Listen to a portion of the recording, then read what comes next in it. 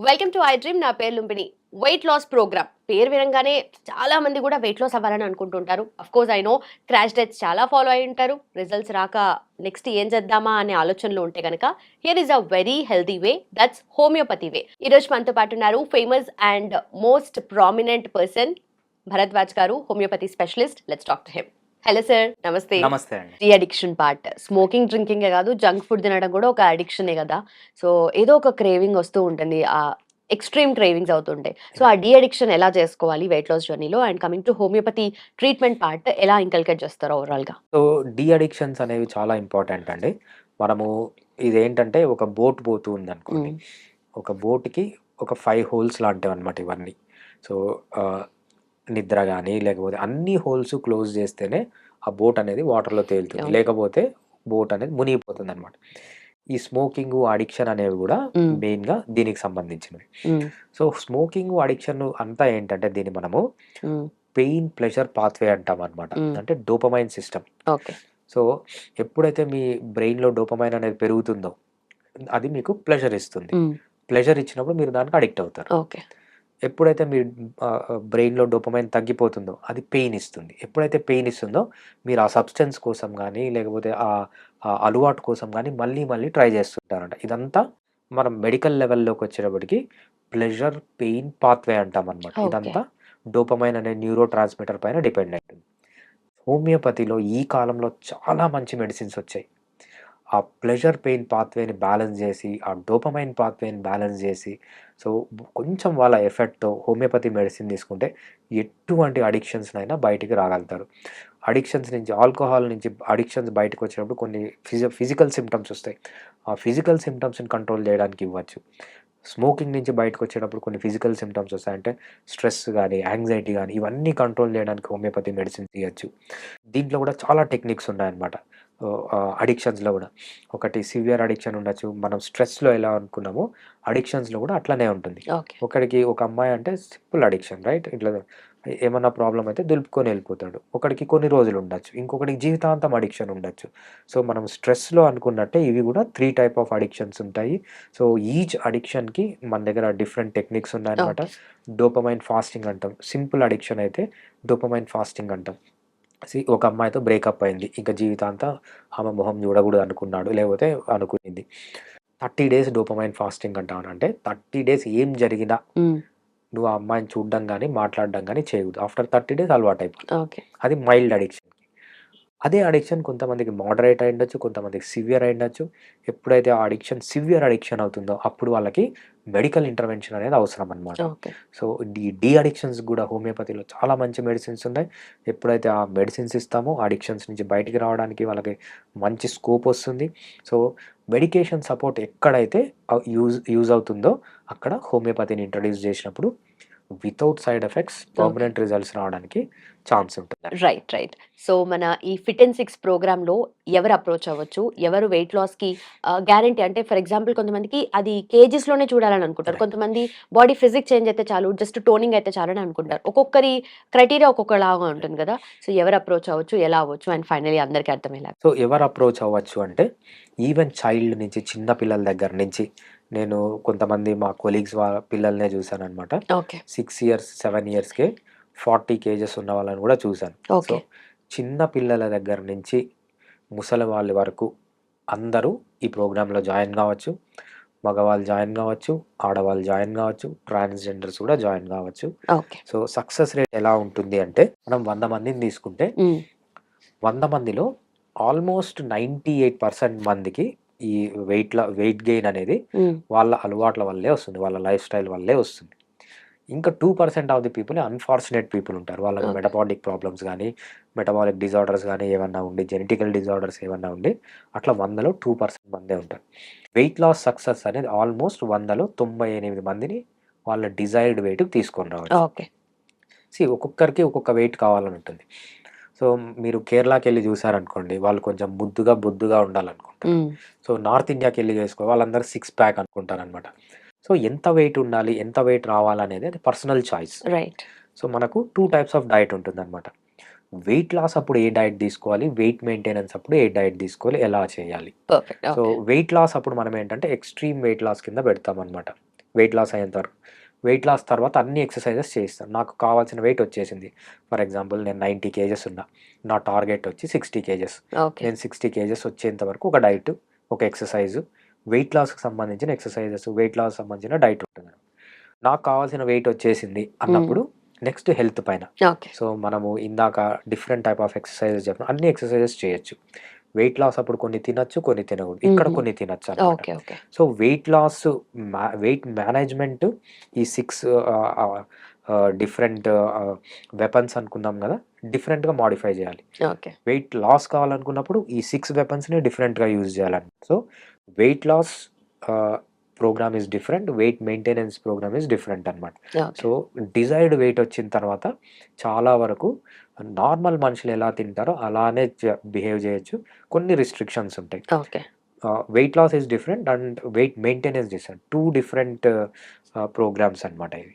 Right sir. Thank you so much and thanks for your time. Yeah. So చాలా మంది కూడా ఈ fit and 6 ప్రోగ్రామ్లో పార్టిసిపేట్ చేసి మీకు చాలా ఫీడ్బ్యాక్ ఇచ్చి ఉంటారు కదా. సో దాని గురించి ఏదైనా చెప్తారా? Like what is the kind of feedback you got? Right. So feedback అంటే ఫస్ట్ ఏం చెప్తారంటే, సార్ మేము ఈ డైట్ చేయడం చాలా కష్టం అనుకున్నాము అని చెప్తారనమాట. ఈ డైట్ కానీ ఓకే. ఈ రెజిమ్ కానీ ఫాలో కావడం చాలా కష్టం అనుకుంటారు Okay. అనమాట. బట్ వాళ్ళకి ఏమవుతుందంటే చేసే కొద్దీ మనము 8 స్టెప్స్, ఫర్ ఎగ్జాంపుల్ డైటే తీసుకోండి.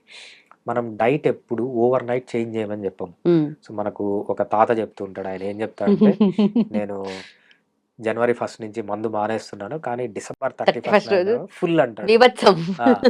అట్లా చేయకూడదు. ఓకే. వెయిట్ లాస్కి మేజర్ ఏంటంటే డైట్. ఈ డైట్ అనేది మనం ఓవర్ నైట్ చేంజ్ చేయం. 8 స్టెప్స్ ఉంటాయి డైట్లో. ఫస్ట్ స్టెప్ పర్ఫెక్ట్ అయిన తర్వాత సెకండ్ స్టెప్, Okay. అంటే second level. Okay. Second level perfect అయిన తర్వాత థర్డ్ లెవెల్. కొంతమంది ఫస్ట్ లెవెల్ పర్ఫెక్ట్ కావడానికి 1 వీక్ తీసుకోవచ్చు, 20 డేస్ తీసుకోవచ్చు, 1 మంత్ కూడా తీసుకోవచ్చు. ఓకే. రైట్. వాళ్ళ ఇండివిజువల్ డిఫరెంట్గా ఉంటుంది. స్లోగా మనము ఓవర్ 6 మంత్స్ టైం వాళ్ళ హ్యాబిట్స్ని మొత్తం చేంజ్ చేస్తాం తప్పితే ఓవర్ నైట్ చేంజ్ చేయం. కాబట్టి వాళ్ళు ఏం చేస్తారంటే ఒక్కసారి వచ్చిన తర్వాత ఈ ఫుడ్కి, డైట్కి, ఈ ఎక్సర్సైజెస్కి అన్నిటికీ అలవాటు పడిన తర్వాత వాళ్ళకి ఈజీ అనిపిస్తుంది. ఓకే. సో ఈ విధంగా 100 మందిలో 98% పీపుల్ వెయిట్ లాస్ కాగలుగుతారు. బట్ 2% అన్ఫార్చునేట్ పీపుల్ ఉంటారు. ఈ 98%కి చాలా క్విక్గా, పర్మనెంట్గా, వితౌట్ సైడ్ ఎఫెక్ట్స్ మనం లైఫ్ స్టైల్ చేంజెస్ చేసి, హోమియోపతి చేంజెస్ చేసి కంప్లీట్గా వాళ్ళకి కావాల్సిన వెయిట్కి తీసుకొని వచ్చి, వెయిటే కాదు ఫిట్నెస్ కూడా వాళ్ళు మెయింటైన్ చేయొచ్చు. Right. Right. That so genuine. ఎందుకంటే ఆ 2% కూడా చెప్పారు కొంతమంది. 100% రిజల్ట్స్ ఉంటుంది మా దగ్గర అని చెప్తారు. బట్ అఫ్ కోర్స్ ఎక్కడ కూడా ఉంటుంది పాయింట్ కదా. Thank you so much and thanks for your time sir. You're doing an amazing job. Please keep doing it. Thanks అండి. చూసారు కదా. సో వెయిట్ లాస్ అవ్వాలి అని అనుకున్నా, వెయిట్ లాస్ అయిన తర్వాత మెయింటైన్ చేయాలని అనుకున్నా, దిస్ అ వెరీ హెల్తీ వే. అది కూడా హోమియోపతి వే. అది తెలుసు. వెయిట్ లాస్ అనగానే మీకు మైండ్లో చాలా క్వశ్చన్స్ పాపప్ అయి ఉంటాయి. సో కింద కామెంట్ సెక్షన్లో మెన్షన్ చేయండి. అండ్ ఫర్దర్ డీటెయిల్స్ కావాలి అని అనుకుంటే, మీరు కూడా you have to take part అని అనుకుంటే కనుక కింద మెన్షన్ చేసిన నెంబర్కి do call. Thank you so much for watching. Keep watching I dream media. So జనరల్గా డయాబెటీస్, షుగర్ వ్యాధి, ఇది శీతాకాలంలో డయాబెటిక్ పేషెంట్స్ ఖచ్చితంగా కొన్ని రకాల జాగ్రత్తలు తీసుకోవాలి. ఈ శీతాకాలంలో షుగర్ లెవెల్స్ పెరగకుండా ఉండాలంటే కొన్ని రకాల ఆహారాలు అయితే కంపల్సరీ తీసుకోవాలని చెప్తూ ఉంటారు.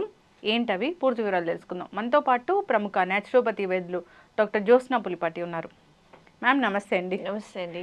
జనరల్గా మీ టిప్స్ అంటే అందరు ఇష్టపడతారు.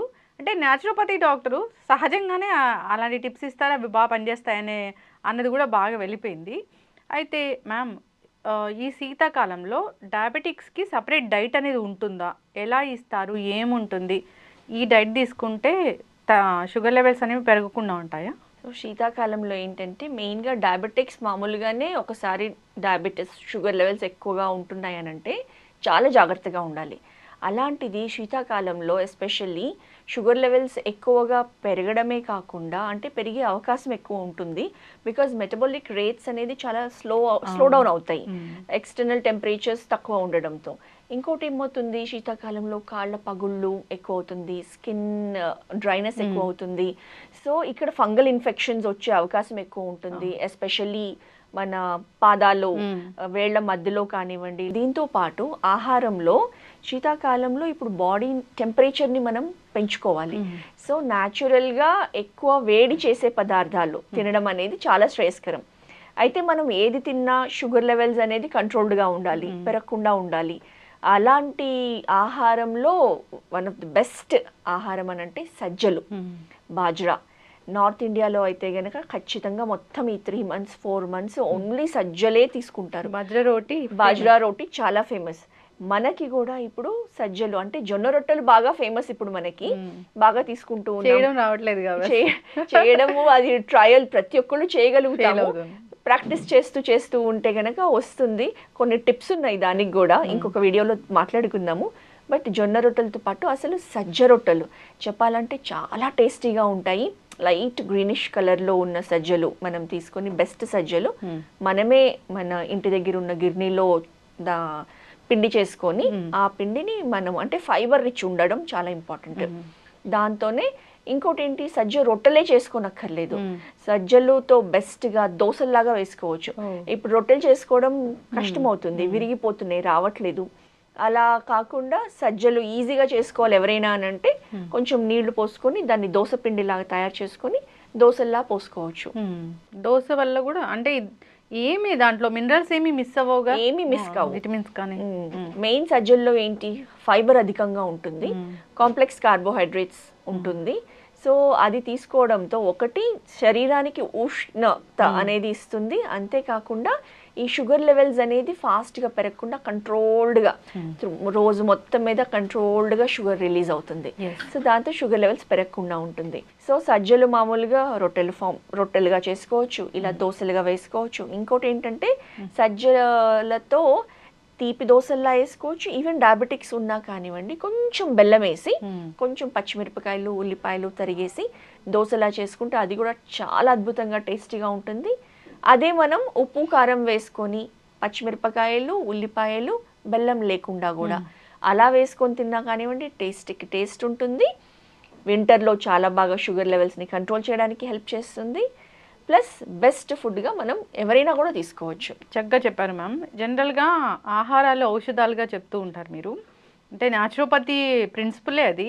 షుగర్ బాగా వచ్చాక బాగా పెరిగాక కాకుండా ముందే పెరగకుండా మనం ఈ సీజన్లో ఎట్లా తీసుకోవాలనేది చాలా చక్కగా చెప్పారు. అంటే ఈ శీతాకాలంలో అసలు శారీరక వ్యాయామం కానీ అట్లాంటి ఏముండవు, అన్ని మర్చిపోతారు. వాటర్ ఇంటేక్ తగ్గిపోతుంది. ఈ చలికి అసలు ఎక్సర్సైజ్ కానీ వ్యాయామం యోగా ఏమీ చేయబుద్ధి కాదు, వాకింగ్ కూడా చేయరు. ఇప్పుడు వేరే సీజన్లో సమ్మర్ అనుకోండి, అదే పొద్దున్న 5 చూస్తే కూడా మనకి రోడ్ పైన పార్క్స్లో అంతా జనాలంతా నిండుకొని ఉంటారు, హాయిగా ఆ క్లైమేట్ ఎంజాయ్ చేస్తూ వాకింగ్ చేస్తారు. చలికాలంలో అటు పొద్దున కానివ్వండి అటు సాయంత్రం కానివ్వండి 5:30 5:40 అంతా సన్సెట్ అయిపోతుంది, చలి ఎంత బాగా పెరిగిపోతుంది. సో మనకు అసలు ఎక్సర్సైజ్ కానివ్వండి యోగా ఏమీ చేయబుద్ధి కాదు, స్నాక్స్ బయట అవి ఇవి వేడిగా తినాలనిపిస్తూ ఉంటుంది. సో బయటకు వెళ్ళినప్పుడు వేడిగా ఏ బజ్జీలో సమోసాలో ఏ ఒకటి తినాలనిపిస్తుంది. ఇంట్లో ఉన్నా కానివ్వండి, మన ఫ్యామిలీలో కూడా అమ్మ ఏమైనా చేస్తే బాగుంటుందని పిల్లలు అంటారు, అటు హస్బెండ్స్ కానివ్వండి ఫ్యామిలీ మెంబర్స్ కానివ్వండి సాయంత్రం పూట వేడిగా పకోడీ చేసుకుంటేనో ఏ బజ్జీనో ఏ అరటికాయ బజ్జీనో ఏ మిరపకాయ బజ్జీనో వేసుకొని తిందాము అన్న ఆలోచన ఉంటుంది. కాబట్టి షుగర్ పెరిగిపోతూ ఉంటుంది. సో చక్కగా చెప్పారు మ్యామ్. అంటే మిల్లెట్స్ ఏవైనా మంచివే, కాకపోతే ఈ సీజన్ బట్టి ఇది తీసుకోవాలి అన్నారు. బాజ్రా అంటే అది సజ్జలు చాలా మంచివి, దానిలో ఫైబర్ కంటెంట్ అధికంగా ఉంటుంది. అంతేకాకుండా సజ్జల్లో ఐరన్ జింక్ ఈ 2 మినరల్స్ కూడా అధికంగా ఉంటుంది. సో ఎవరికైనా కానివ్వండి రక్తహీనత ఉన్న వాళ్ళకు కూడా ఇది చాలా బాగా ఉపయోగపడుతుంది. హిమోగ్లోబిన్ లెవెల్స్ <10 ఉన్నాయి అనుకోండి, యూజువలీ డయాబెటిక్స్లో దాంతోపాటు హిమోగ్లోబిన్ లెవెల్స్ కూడా ఎనిమిక్ కండిషన్లో ఉంటే కనుక ముందే నీరసంగా ఉంటుంది, త్వరగా ఆకలేస్తూ ఉంటుంది. సో అలాంటి వాళ్ళకి ఇది ఇంకా బాగా ఉపయోగపడుతుంది. ప్లస్ యాంటీ ఆక్సిడెంట్స్ చాలా బాగా ఉంటాయి. ఎవరికైనా డైజెషన్ ఇష్యూస్ ఉన్నా కానివ్వండి, కాన్స్టిపేషన్ ఇష్యూస్ ఉన్నా కానివ్వండి, వాళ్ళకి కూడా ఇప్పుడు వింటర్లో నీరు తక్కువగా తీసుకుంటూ ఉంటాం, దాహం అనిపించదు. సో ఎవరు కూడా న్యాచురల్గానే 1 లీటర్ 2 లీటర్ తీసుకుంటేనే గొప్పలాగా అయిపోతుంది. సో అలాంటి వాళ్ళకి సజ్జలతో తీసుకొని పొద్దున పూట సజ్జ రొట్టె కానివ్వండి లేకపోతే సజ్జ దోశ కానీ తీసుకున్నాం అనుకోండి, సో ఈ కాన్స్టిపేషన్ ఇష్యూస్ని కూడా నివారిస్తుంది అదే మనం సజ్జలతో చేసుకున్న ఆహారం తీసుకుంటే. ఎస్, చక్కగా చెప్పారు మ్యామ్. అయితే వెయిట్ లాస్ కూడా కావచ్చు కదా దీంతోని? అంతే కదండి. ఇప్పుడు అందులో మనకి అన్ని మిల్లెట్స్లోనూ క్యాలరీస్ తక్కువగా ఉంటుంది, ఫైబర్ ఎక్కువగా ఉంటుంది, ఫిల్లింగ్ ఉంటుంది, మంచిగా ఫిల్లింగ్గా ఉంటుంది, ఆకలి అనిపించదు. సో వెయిట్ లాస్కి మనకు కావాల్సింది మెయిన్ అది. ఫైబర్ రిచ్ ఫుడ్ ఉంది, ఆకలి అనిపించదు, ఫిల్లింగ్గా ఉంది, న్యూట్రిషియస్ ఫుడ్.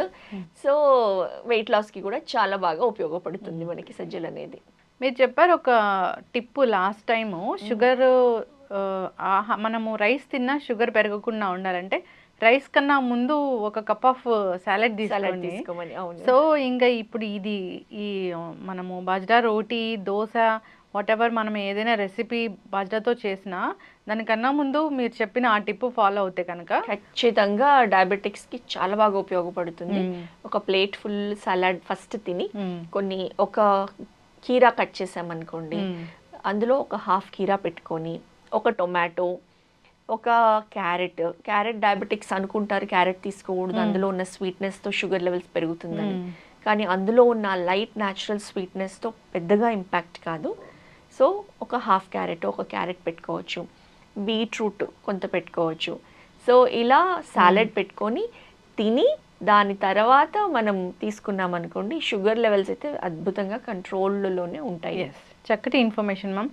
కలర్ఫుల్గా ఉండాలి మన ప్లేట్ అనేది చెప్తూ ఉంటారు. సో దాంట్లో మీరు చెప్పిన ఈ కలర్ఫుల్ ఫ్రూట్స్ కానీ వెజిటబుల్స్ కానీ తీసుకొని దాని తర్వాత ఇది తీసుకున్నా కానీ మంచిది. ఫాలో అవ్వాలని కోరుకుందాం. చక్కటి టిప్ చెప్పారు.